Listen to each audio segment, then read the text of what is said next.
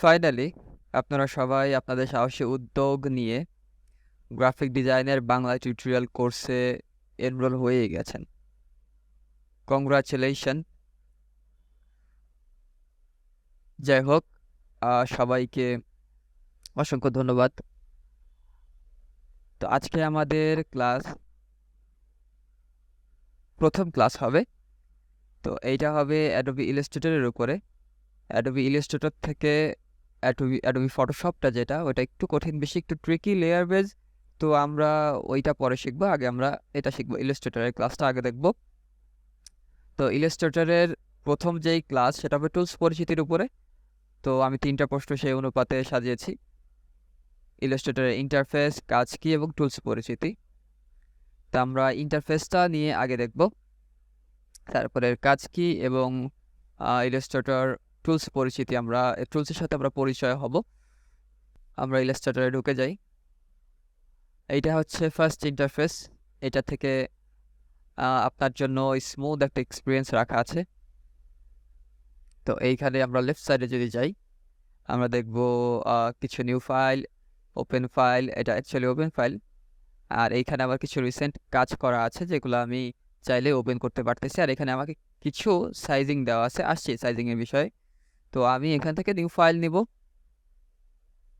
এই জায়গাটার যে অপশনটা, এখানে আপনি এই যে টেমপ্লেটের এরিয়াটা আছে, আপনি এইখান থেকে কাস্টম কিছু এরিয়া নিতে পারেন। তার জন্য আপনি কাস্টম যদি একবারে পুরোটা করতে চান, এই প্রিসেটের নাম সাপোজ আমি আজকে দিলাম ক্লাস 1।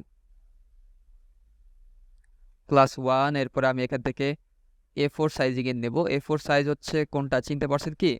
আপনারা যেই পেপারে হচ্ছে সিবি প্রিন্ট করেন বা যে কোনো ধরনের ফটোকপি করেন, এই করেন ও করেন, ওইগুলো হচ্ছে A4 সাইজের। তো আমরা A4 সাইজের হিসাবটা নিব এখানে। দেখেন এখানে আরও অনেক সাইজ আছে, আপনারা চাইলে যে কোনো সাইজ নিতে পারেন। A4 সাইজ, লেটার সাইজ, তো ওয়েব সাইজ। তো আমি A4 সাইজটাই বেশি ব্যবহার করি, যেহেতু আমার ওয়ার্কফ্লো পুরোটাই হচ্ছে লোগো ডিজাইনের উপরে। আমি A4 সাইজটা ব্যবহার করি। এরপরে যেরকম মনে চায় আমি আর্টবোর্ডটাকে কেটে চেটে নেই। তো ঠিক আছে, আমি A4 সাইজটা নিলাম। এখানে আমাদের হিসাবটা ধরানো আছে পিক্সেলে। আপনারা চাইলে অন্যান্য যে কোনো হিসাবে নিতে পারেন। যদি আপনি প্রেসে দিবেন, এমন মনে হয় যে আপনি এই ডিজাইনটা করে প্রিন্টিং প্রেস থেকে বের করবেন, তাহলে ইঞ্চিসে দেবেন, ওরা ইঞ্চিসে হিসাব করে। তো আমরা পিক্সেলেই যাব। A4 সাইজের আর্টবোর্ড নেব একটা। আর্টবোর্ডটা কি যেটাতে হচ্ছে আমরা আঁকাআঁকি করব, কাটাকাটি করব। আর ব্লিডিং লাইনটা হচ্ছে 3 পিক্সেল করে দিলাম। এটা আপনার আর্টবোর্ডের শেষে, আর্টবোর্ডের বাইরে বাইরে দিয়ে 3 পিক্সেল নেগেটিভ মার্কিং হবে। আমি দেখাচ্ছি যদিও। আচ্ছা, আমরা ক্রিয়েটে যাই। আচ্ছা, পিক্সেলটা হচ্ছে এইটা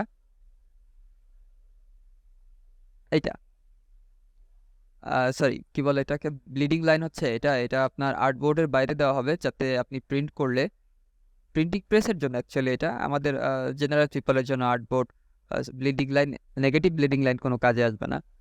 আচ্ছা, আর যদি আপনার মনে হয় আপনি এটা প্রিন্ট করে প্রেসে দেবেন বা এটা সেভ করে প্রেসে দেবেন, তাহলে অবশ্যই আপনি আর্টবোর্ড ব্লিডিং লাইন দিয়ে কাজ করবেন। আচ্ছা, যাই হোক, আমরা ইন্টারফেসটা একটু দেখি। দেখেন লেফট সাইডে আমাদের টুলসগুলো আছে, রাইট সাইডে আমাদের এই অপশনগুলো আছে। তো এই উপরের সাইডে আমাদের আরও কিছু অপশনস আছে, এগুলাকে একত্রে মিলায় বলে হচ্ছে ওয়ার্কস্পেস। যেমন এখানে যদি আসি ওয়ার্কস্পেস, আমি এখন আছি লেআউটে। অটোমেশনের ওয়ার্কস্পেস আলাদা, প্রত্যেকটা কিছু না কিছু চেঞ্জেস হবে, আপনি দেখবেন। এসেনশিয়ালে আলাদা, কিছু না কিছু চেঞ্জ হতেই আছে। তো আমি লেআউটটাই নিব। আমার কাছে লেআউটটাই ভালো লাগে, যেহেতু আমার সব টুলসগুলো এখানে একসাথে শো করে, তা আমার জন্য খুব ইউজফুল হয়। আচ্ছা ঠিক আছে, আমরা এখান থেকে আমরা নিউ ওয়ার্কস্পেস করতে পারি, ম্যানেজ ওয়ার্কস্পেস করতে পারি। আমরা চাইলেই এই যে এইটা সাপোজ, এটা আমাদের হচ্ছে সেট আপ করা নতুন, এটাকে আমরা নতুন একটা ওয়ার্কস্পেস বানাবো। সাপোজ এটার নাম আমরা দিলাম, নিউ ওয়ার্কস্পেসের নেম দিলাম জিম ক্লাস 1। এখন আমি যখন আবার ওয়ার্কস্পেসে যাব, তখন আমার এই ওয়ার্কস্পেসটা শো করবে যে এটাই অ্যাক্টিভ আছে। আচ্ছা, জিম ক্লাস 1। তো আমি এই ওয়ার্কস্পেসটা যদি আমার ভালো না লাগে, আমি অন্যটা নিতে পারি। এখান থেকে রিসেট দিলে আবার রিসেট হয়ে যাবে, আগের মতো হয়ে যাবে। আচ্ছা, তো এইখান থেকে আমি এই রাইট সাইডের প্যানেলগুলো আমরা দেখব। প্রপার্টিস প্যানেল আছে, অ্যাপারেন্স প্যানেল আছে, এইগুলো আবার আপনি উইন্ডোজে এখানে এসেও পাবেন। নিচে এসে যে প্রপার্টিস প্যানেল, অ্যাপিয়ারেন্স প্যানেল, আর যেটা টিক মার্ক দেওয়া থাকবে ধরে নেবেন এটা এখানে আছে। ঠিক আছে,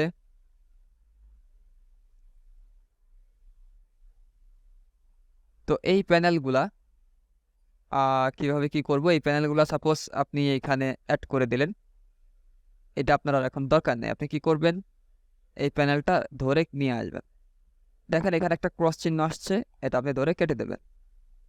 এরকম ভাবে এটাও যদি দরকার না হয় নিয়ে আসবেন, এটাও যদি দরকার না হয় এভাবে নিয়ে আসবেন। আবার সাপোজ একটা জিনিস আপনি কাজ করলেন, এখানে একটা কাজ করার পরে সার্টেন একটা কাজ টাইমে আপনি ভাবলেন যে এটাকে আমি এইখানে বা এইখানে তৃতীয়টা বা লাস্টেরটা কম আছে, আমি এইখানে এটাকে অ্যাড করে দেবো, তাহলে এটা ধরে লেফট ক্লিক ধরে নিয়ে আসবেন, এইখানে এসে ছেড়ে দেবেন, অটোমেটিকলি এখানে অ্যাড হয়ে যাবে। আচ্ছা, এটা হচ্ছে আমাদের ইন্টারফেস। আমরা এর কাজটা সম্বন্ধে একটু আলোচনা করি। এর কাজটা কি, আপনাকে একজন গ্রাফিক ডিজাইনার হিসেবে গড়ে তোলার জন্য Adobe Illustrator is the best. ইলাস্ট্রেটরের কাজ হচ্ছে সুন্দর সুন্দর গ্রাফিক্স প্রিন্ট আউট করা এবং এটাকে অনলাইনে হোক বা অফলাইনে হোক রিপ্রেজেন্ট করা, এবং আপনাকে অ্যাজ এ গ্রাফিক ডিজাইনার ইলাস্ট্রেটরের সাহায্যে আপনার কাজগুলোকে সুন্দরভাবে রিপ্রেজেন্ট করা। যেমন এখানে দেখতে পারতেছেন আমার যে ওয়ার্কফ্লোটা আছে, এটা বিহ্যান্সে, এটা আমাদের ইউটিউবে, আমাদের এটা ফিনোভা আইটির পেজটা হচ্ছে আমাদের ফেসবুকে। আচ্ছা, আমাদের ইউটিউব হ্যান্ডেলটাও অ্যাড করা আছে আমাদের ভিডিও ডিসক্রিপশনে, এবং আমাদের ফেসবুকের যে হ্যান্ডেল আছে মানে শর্ট লিঙ্ক যেগুলো, এটাও অ্যাড করা আছে। অবশ্যই আমি আমার বিহ্যান্স প্রোফাইলের এই লিঙ্কটাও আমাদের যে ডিসক্রিপশন হবে, ডিসক্রিপশন ইনশাল্লাহ আমি অ্যাড করে দিব। আপনারা চাইলে এই বিহ্যান্স থেকে আমার সাথে সরাসরি যোগাযোগ করতে পারেন, সেন্ড মেসেজ নাও করবেন, ওইখান থেকে আপনি আমাকে মেসেজ দিতে পারবেন। আচ্ছা, ঠিক আছে, আমরা আজকে দেখব 4টা tools: selection tool, direct selection tool, magic wand tool, lasso tool. এই 4টা টুলে আজকে আমরা কাজ দেখব। তো চলুন দেখি সিলেকশন টুল। সিলেকশন টুলের কাজ কি, সিম্পলি বুঝতেই পারতেছেন, সিলেক্ট করা। সিম্পলি বুঝতে পারতেছেন যে সিলেকশন টুলের কাজ হচ্ছে সিলেক্ট করা, সিলেক্ট করা। আচ্ছা, আমি এটা কপি কিভাবে করছি, আমি অল্টার কিবোর্ড থেকে অল্টার বাটনটা প্রেস করে তারপরে আমি লেফট বাটন দিয়ে আমি কপি করতেছি, চাপ দিয়ে ধরে জাস্ট অন্য জায়গায় মুভ করতেছি। আচ্ছা, সিলেকশন টুলের কাজ হচ্ছে এইভাবে সিলেক্ট করা, সিলেক্ট করা, এইভাবে এটাকে এডিট করা, ঠিক আছে, বড় ছোট করা। আপনি এটা চাইলে এডিটও করতে পারবেন, এডিশনও করতে পারবেন, এইভাবে বড় ছোট করা সিলেকশন টুল, সিলেকশন টুল। আচ্ছা আচ্ছা, এবার আমি এটাকে গ্রুপ করে দিই। গ্রুপ করার শর্টকাট হচ্ছে Ctrl+G, গ্রুপ, অথবা রাইট ক্লিক, দেখবেন গ্রুপ আনগ্রুপ থাকে, এখন আমি আনগ্রুপ করে দিলাম। এবার রাইট ক্লিক, এই যে গ্রুপ করে দেব, গ্রুপ আনগ্রুপ। তো এখন আমি চাচ্ছি যে এই এই গ্রুপটার মাঝখান থেকে যে কোনো একটাকে ধরে আমি নিচে আনবো, কিন্তু একটাকে ধরলেই আমার সবগুলা নিচে আসতেছে। তা আমি চাচ্ছি যে যে কোনো একটাকে ধরে আনবো, সেই ক্ষেত্রে আমাদের কাজে লাগবে গ্রুপ সিলেকশন টুল বা ডাইরেক্ট টুল। তো এটা দিয়ে আমি কি করব, প্রথমে ডাইরেক্ট টুল। তো ডাইরেক্ট টুল দিয়ে আমি কি করব, প্রথমে একটাতে ক্লিক করব, এরপর আমি এটাকে ধরে মুভ করতে পারবো চাইলে। ঠিক আছে, যে কোনোটাই আমি চাইলে ধরে মুভ করতে পারবো, যে কোনো দুইটা যদি হয়, যে কোনো দুইটা। আবার যদি, সরি, যে কোনো দুইটা হবে না, যে কোনো একটাই হচ্ছে, যে কোনো দুইটা আমি চাচ্ছিলাম, যে কোনো দুইটা না, যে কোনো একটা সিঙ্গেল ভাবে একটা গ্রুপ থেকে সিঙ্গেল ভাবে বের করার জন্য এটা হচ্ছে ব্যবহার করা হয়। আবার এই গ্রুপ সিলেকশন টুল দিয়ে আপনারা দেখতেছেন বিভিন্ন ধরনের এডিশন করতে পারবেন। এই যে এগুলাকে বলে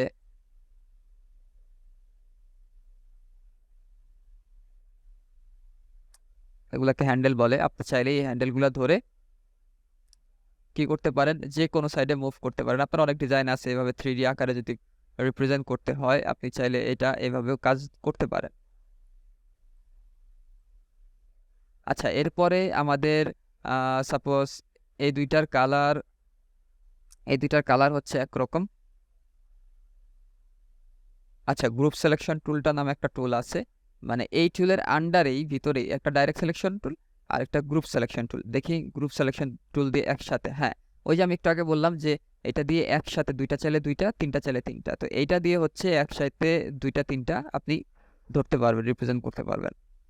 আচ্ছা, ঠিক আছে, একসাথে দুইটা তিনটা মাল্টিপল টাস্ক করতে পারবেন। হ্যাঁ, আমি তাই তো বলি, অপশনটা কোথায় যেন গেল।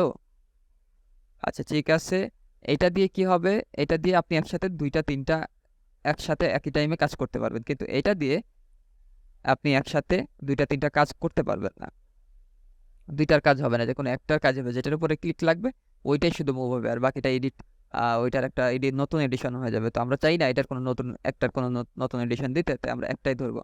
যদি এমন হয় যে আমার 2টা দরকার, তখন আমরা গ্রুপ সিলেকশন টুল দিয়ে তাড়াতাড়ি টেনে দেবো। আচ্ছা, এখন আমরা দেখবো হচ্ছে ম্যাজিক ওয়ান টুল। ম্যাজিক ওয়ান টুল একটা মজার টুলস। তো এই টুলে যদি, এটা হচ্ছে কালার বেস টুল, আপনার যেই কালার থাকবে, আমি আনগ্রুপ করে দিই, একই কালারের যে কয়টা থাকবে সেই কয়টা সিলেক্ট হবে শুধু। সাপোজ আমি এখন ম্যাজিক ওয়ান টুল দিয়ে শুধুমাত্র সবুজটা ধরলাম, তাহলে সবুজ সবগুলা সিলেক্ট হয়ে গেল। সাপোজ শুধু টিয়া কালারটা ধরলাম, সব টিয়া কালার সিলেক্ট হবে। আমি নীল কালার ধরলাম, শুধু নীল কালার সিলেক্ট হবে। খুব সুন্দর না? টুলটা অনেক ইজি, অনেক ছোট কাজ। আমার তো এই পর্যন্ত তেমন কোনো কাজে আসে নাই, বাট যখন মাল্টিপল কালার্সের কাজ আসে তখন আমি চাইলে এটা, আমার লোগোর ক্ষেত্রে অনেক সময় অনেক কালার, একই টাইপের কালার 2টা হয়, 3টা হয়, মাল্টিপল হয়, তো সেইগুলো আমি চাইলে কিন্তু এখান থেকে সুন্দর মতো মুভ করতে পারি এটা দিয়ে। আচ্ছা, তারপরে আমরা দেখব ল্যাসো টুল। ল্যাসো টুলটাও সেমটা কিছুটা ওরকমই। এটা লোগোর ক্ষেত্রে বা অন্য ক্ষেত্রে ব্যবহার করতে খুব কাজে লাগে। সাপোজ আমি এতটুকু জাস্ট ক্লিক করব, এতটুকু ক্লিক করব এটার উপরে, আমরা জাস্ট ল্যাসো টুলটা দিয়ে এইভাবে ঘুরাবো, ফটোশপে যেরকম হয় ওরকমই, কিন্তু এখানে সিলেকশনের যেই মার্কটা থাকবে ওই মার্কটা পাবেন না, এখানে এইভাবে সিলেক্ট হয়ে যাবে। একটার উপর দিয়ে আমরা ঘুরাবো, ওইটা জাস্ট সিলেক্ট হয়ে যাবে। খুবই মজার টুল ল্যাসো টুল, আমার কাছে খুবই ভালো লাগে ল্যাসো টুল। তো আপনারা কে কোনটা ব্যবহার করে খুবই স্মুথনেস পান, অবশ্যই আপনারা আমাকে জানাবেন কমেন্টসে।